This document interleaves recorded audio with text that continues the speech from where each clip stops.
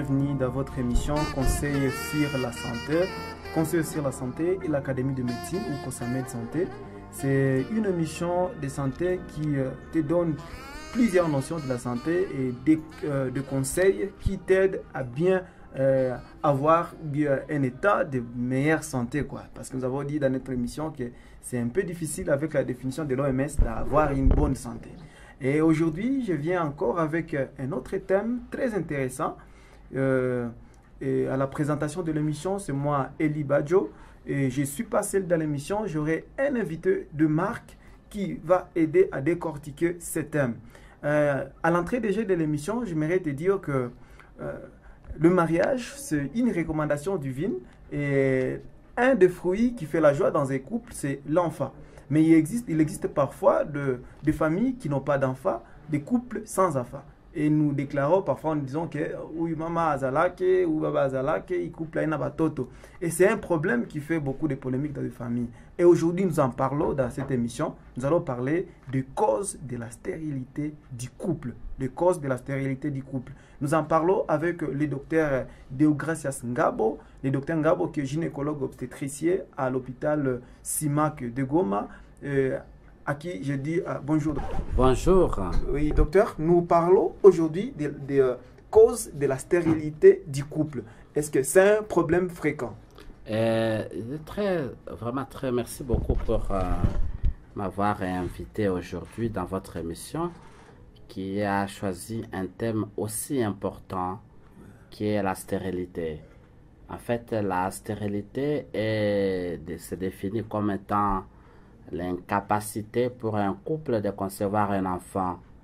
On parle d'une stérilité lorsqu'un couple a des relations sexuelles très fréquentes et qui n'utilise pas de moyens de planification ou de contraception et ne réussit pas à procéder après 6 mois à une année à avoir un enfant. Tunasema kama mama couple ya mtu wanapokaa pamoja wakikaa miezi 6 wala mwaka moja, japo wanakutanana katika ndoa wakifanya mapenzi ya ndoa, ile tunaita wanafanya mapenzi lakini bila kutumia dawa ya kutopata mimba, lakini hawapati mimba. Pale tunasema ile ni sterilité. Na inaonekana kama ce problème est un problème très sérieux, un problème très sérieux dans un couple. D'abord du fait que chez nous en Afrique, on est très convaincu que le bonheur passe par le fait que un couple a un enfant. Et donc c'est un problème très sérieux de santé publique. Et aussi, je voudrais dire que pour qu'une femme tombe enceinte, il s'enchaîne beaucoup de phénomènes par rapport à son corps. Il faut que cette femme puisse avoir des règles normales, puisse avoir des ovaires. Ile tunaita mbegu ya wanamke itoke iko normal, il faut itembee une circulation normale. Pia kwa mwanaume, il faut que l'homme puisse avoir des spermatozoïdes qui sont normales, qui vont produire la fécondation. Et nous savons très bien, il est important déjà de le dire, parce que nous allons en parler plus tard pour savoir les causes, qu'un spermatozoïde peut survivre plus de 72 heures dans l'appareil génital de la femme, tandis que l'ovule de la femme ne dure que 24 heures. Donc ça, c'est une manière normale. Donc tu comprends déjà que si nous avons une anomalie au niveau des règles chez la femme, et cela a un impact direct par rapport à la fécondité. Et chez l'homme, dès que nous avons un homme qui n'est pas capable d'avoir de bons spermatozoïdes, et donc par conséquent, on a vraiment un problème pour avoir un enfant. Et donc moi je voudrais continuer en disant ceci, que l'infertilité ou la stérilité peut être très difficile à vivre pour le couple qui souhaite vraiment devenir parents.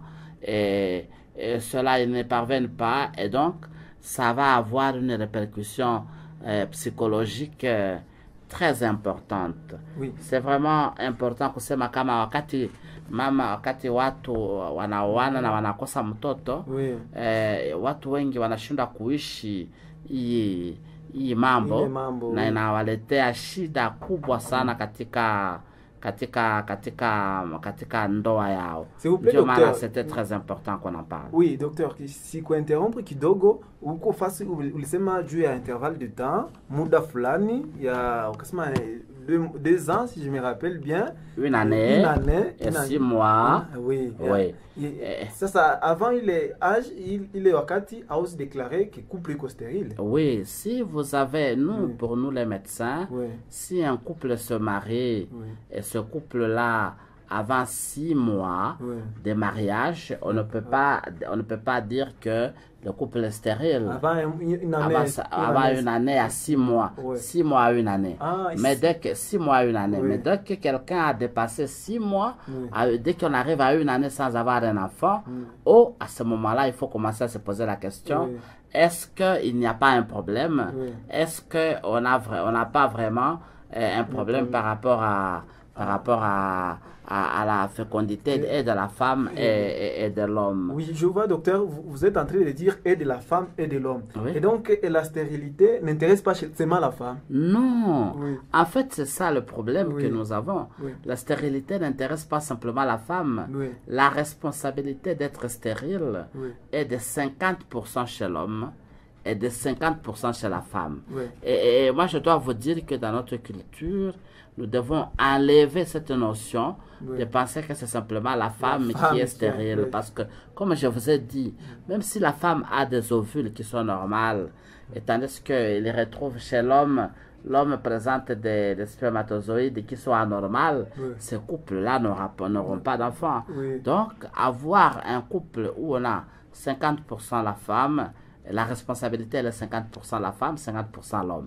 Hatuwezi tukaseme kama mwanamke tu ndio azalake. Hapana. Kuna wanaume pia wasipozaa. Sababu kusudi ya kuzaa ni kukutanisha ile mbegu mbili ya mwanaume na ya mwanamke. Mwanaume 50% anaweza kutokuzaa na mwanamke. Donc wakati couple ipate mtoto wakamata wote pamoja waone mganga kwa kusudi kujua kitu gani yenye inaleta ile.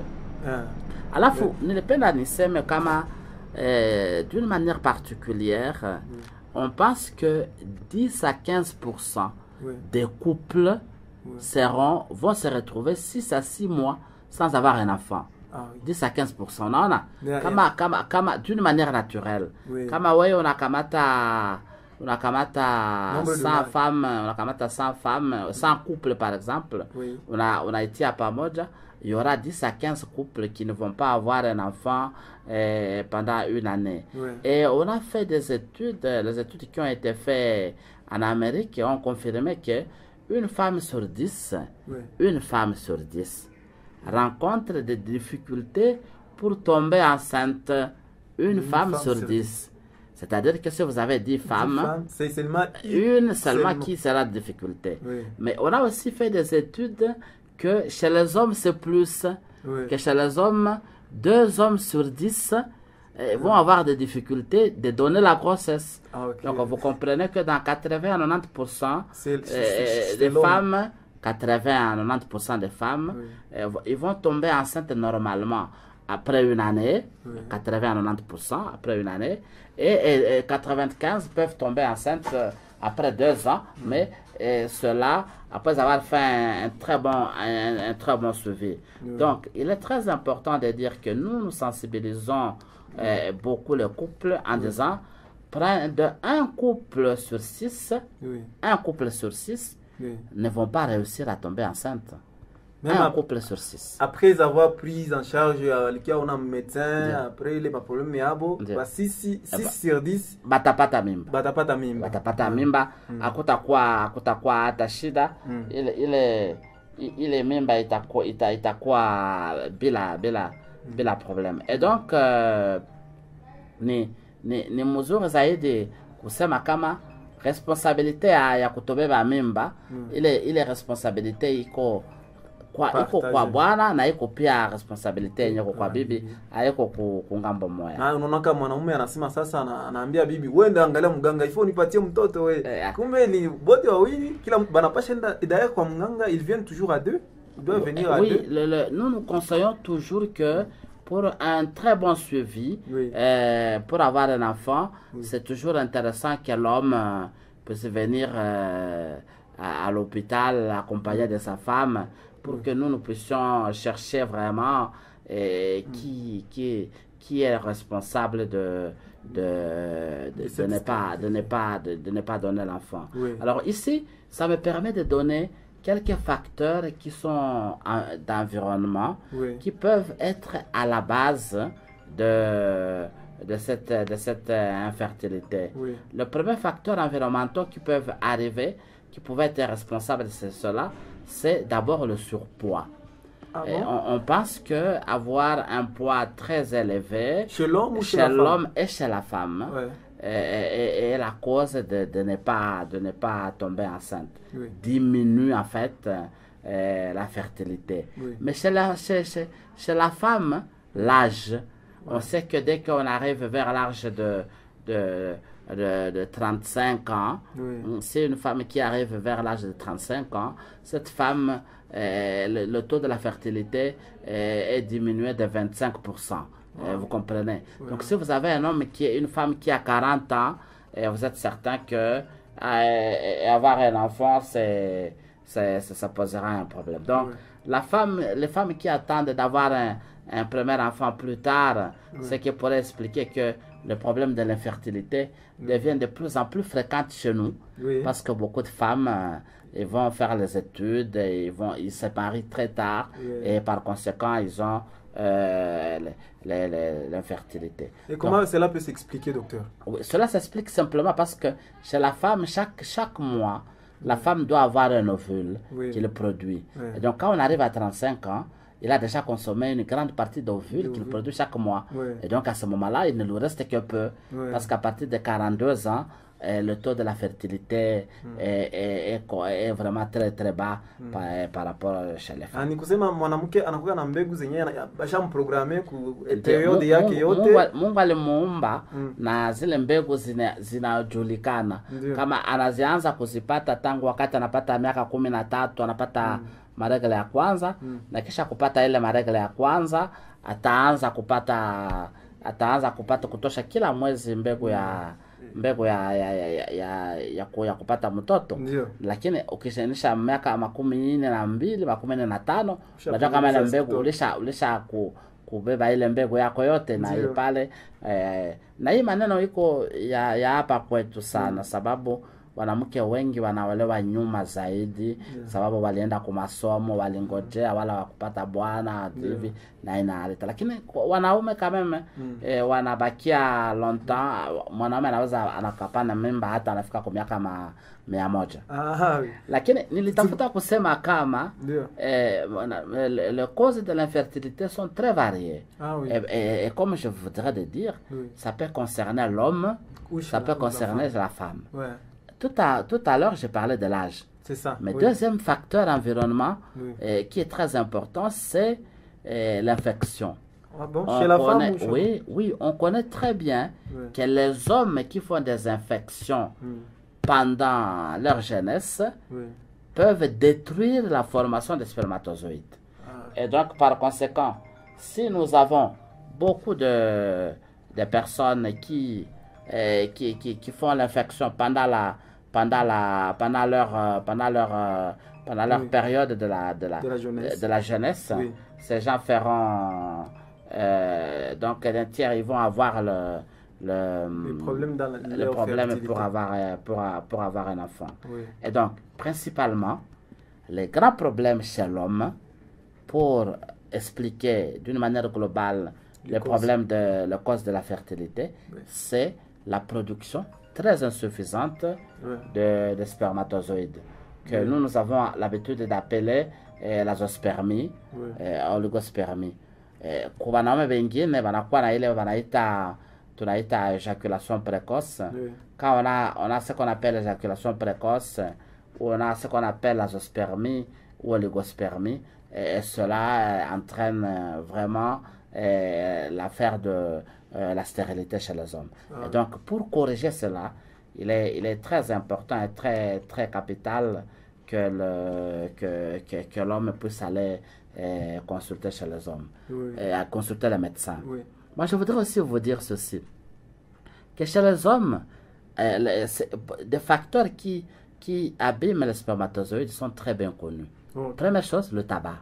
Ah bon? Le tabac, oui. Qui entre par la bouche? Oui, qui entre par la bouche. Le tabac a un facteur très délétère par rapport aux spermatozoïdes chez les hommes. Le deuxième facteur, c'est l'alcool. Oui, la consommation exagérée de l'alcool limite aussi la fécondité chez l'homme. Donc, excessive du tabac et de l'alcool. J'ai parlé de l'obésité. L'obésité, donc une femme qui pèse beaucoup.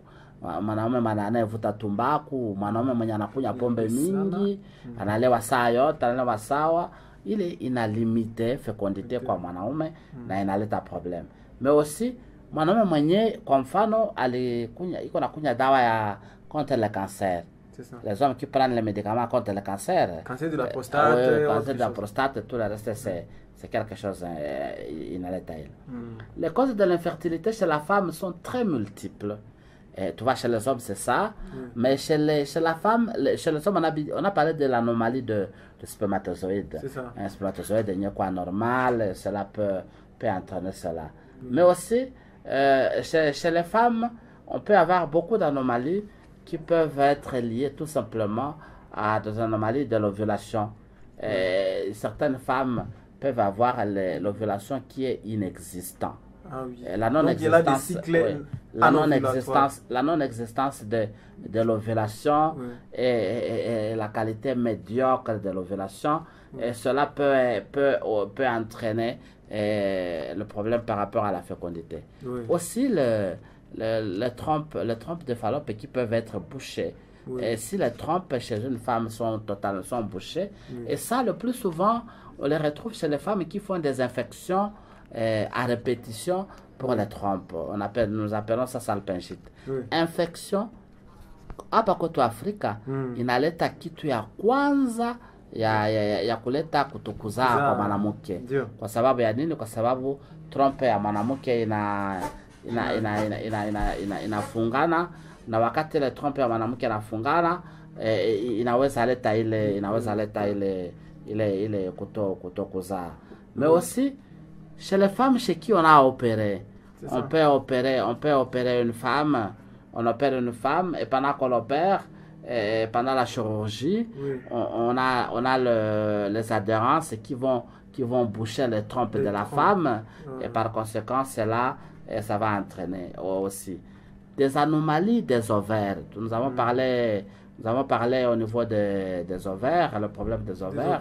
Et donc, il est très, très important de savoir que si on a des ovaires micropolykystiques ou des ovaires qui sont totalement anormales, c'est un déséquilibre hormonal des ovaires et tout cela peut entraîner, et en fait, l'absence de watu wasipate mtoto.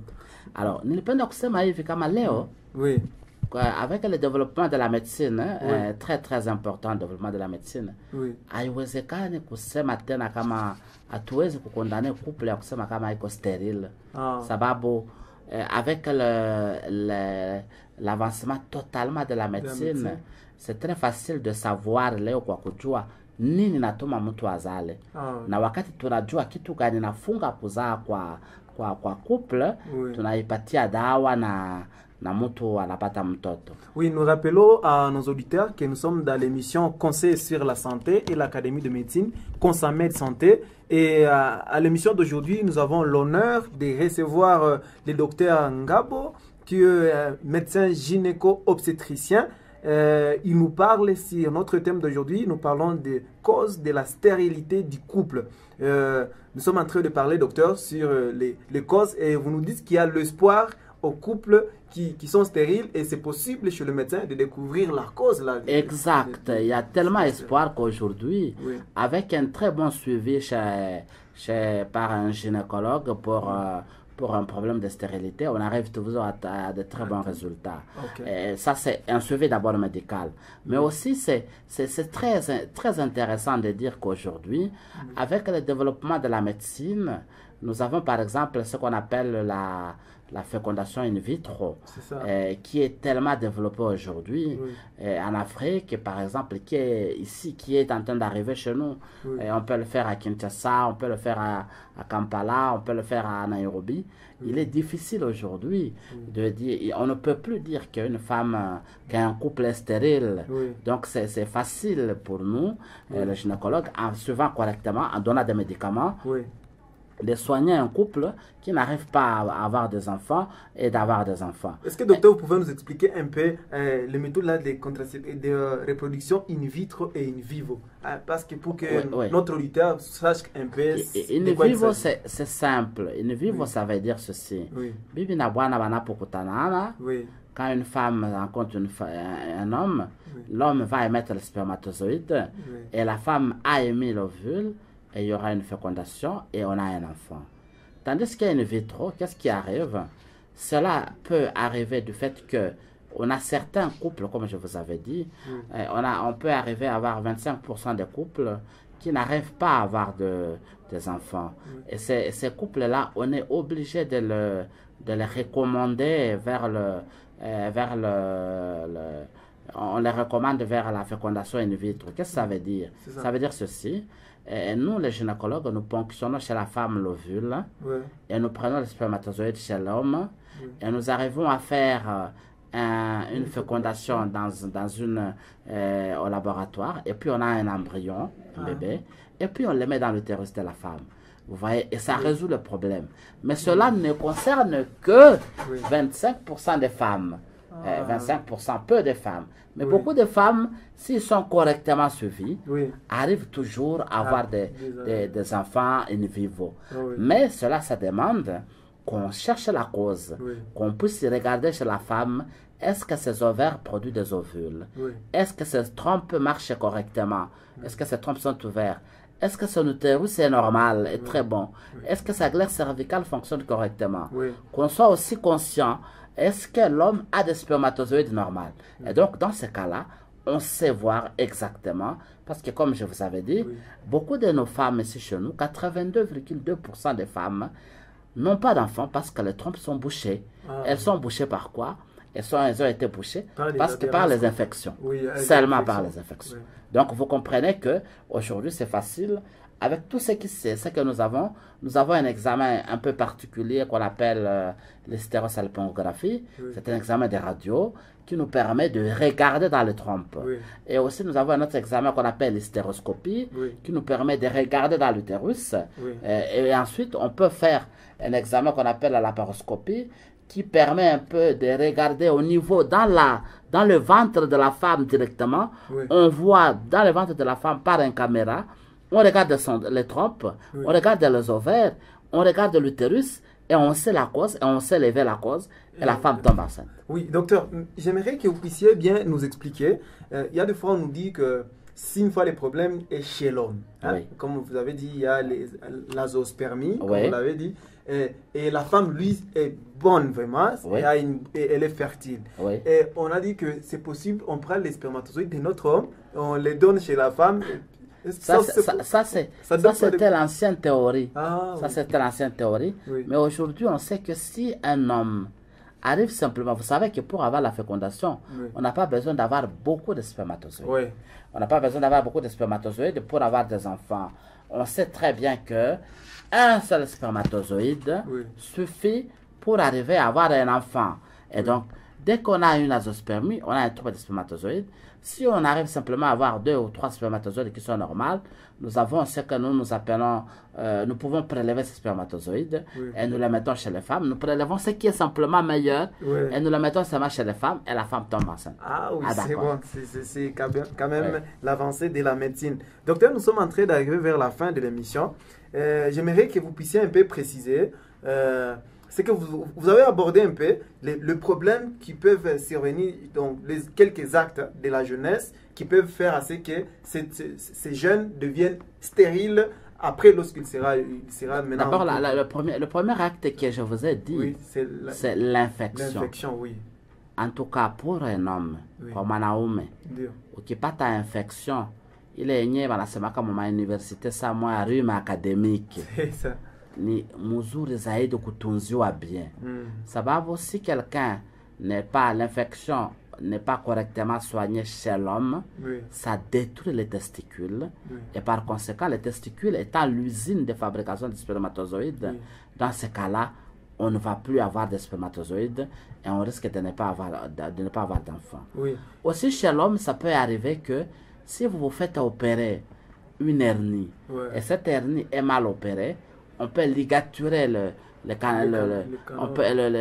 le cordon spermatique et par conséquent, vous allez avoir des problèmes d'avoir un enfant pour les hommes. Oui. Chez les femmes, c'est la même chose.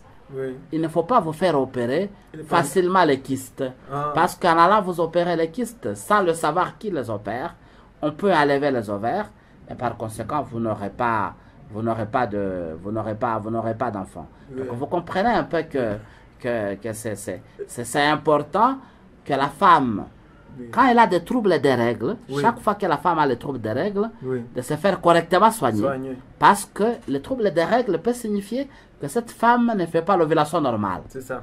Ça, Et- c'est une chose. Deuxième chose, Oui. si la femme a un kyste de l'ovaire, il faut être certain que ce kyste est organique pour qu'il soit opéré ou pas. Parce que si on touche simplement aux trompes, et les trompes sont touchées, par conséquent, ça va entraîner, ça va faire que la personne ne puisse pas produire des ovocytes, Oui. et par conséquent, il risque de ne pas avoir des enfants. C'est ça. Mais aussi, chaque fois qu'on opère les myomes, si les myomes sont mal opérés, et à ce moment-là, l'utérus va se retrouver avec ce qu'on appelle la synéchie, l'accollement des parois de l'utérus. C'est ça. Et par conséquent, cela va entraîner que la femme n'aura pas d'enfant. Donc, pendant la jeunesse, Oui. on doit être très regardant. Oui. Et toute perturbation du cycle Oui. doit amener la femme à aller consulter le gynécologue pour que la fertilité ne soit pas compromise plus tard. Docteur, vous venez de parler des synéchies utérines. Oui. Et maintenant, avec les IVG aussi répétés chez les filles, ça ne peut pas aussi donner oui, ces moi problèmes. je voudrais aussi répéter, dire Oui. que l'interruption volontaire de la grossesse, Oui, d'abord, est interdite au Congo, c'est ça. mais aussi le fait que l'interruption volontaire de la grossesse peut entraîner les perforations de l'utérus, Oui. peut entraîner chez la femme qu'on enlève même l'utérus, peut entraîner que l'utérus soit accolé, c'est ce qu'on appelle le synéchie. Oui. Et c'est vraiment c'est parmi la deuxième cause dans notre pays, Oui. après les infections, la deuxième cause de l'absence d'avoir un enfant. Oui. Une femme qui a fait beaucoup de avortements provoqués Oui. aura toujours des complications d'avoir un enfant, du fait qu'on a tripoté l'utérus, du fait qu'on a tripoté les ovaires pendant cette interruption volontaire de la grossesse. Merci beaucoup, docteur. Nous sommes à la fin de notre émission Conseil sur la santé. Comme l'émission se Conseil sur la santé, j'aimerais que vous puissiez donner au moins deux ou trois conseils à notre auditeur concernant ces sujets que nous venons d'aborder aujourd'hui. La première chose, Oui. que nous ne pouvons pas parler de la stérilité du couple Oui. avant 6 mois d'un couple. Première Oui. chose. Deuxième chose, qu'il est comme conseil, la stérilité du couple concerne et le mari et la femme. Très important. Oui. Voilà pourquoi ils doivent consulter ensemble le gynécologue. Ça, c'est vrai. Troisième chose qui est important, il y a de l'espoir Oui. qu'un couple aujourd'hui, on ne peut plus parler de la stérilité. Quand ce couple-là est stérile, n'aura plus d'enfants. Oui. Parce que la médecine est tellement développée aujourd'hui Oui. que on arrive à avoir des mamans qui ont toujours des enfants. Oui. Je vais terminer par cet espoir Oui. que la maman la plus âgée du monde a 56 ans.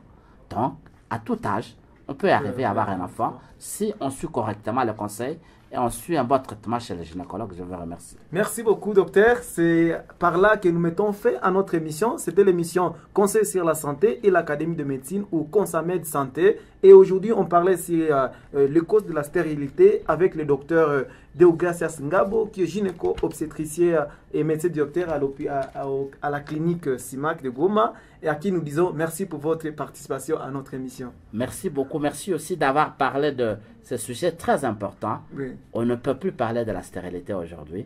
Oui. Suivez les médecins, ils vont bien vous soigner. Je vous remercie. Merci. Merci. Et si vous voulez nous contacter, vous avez un message, une suggestion ou une question, vous pouvez nous écrire sur le 09 92 03 65 66. 09 92 03 65 66. Bye et à la prochaine occasion.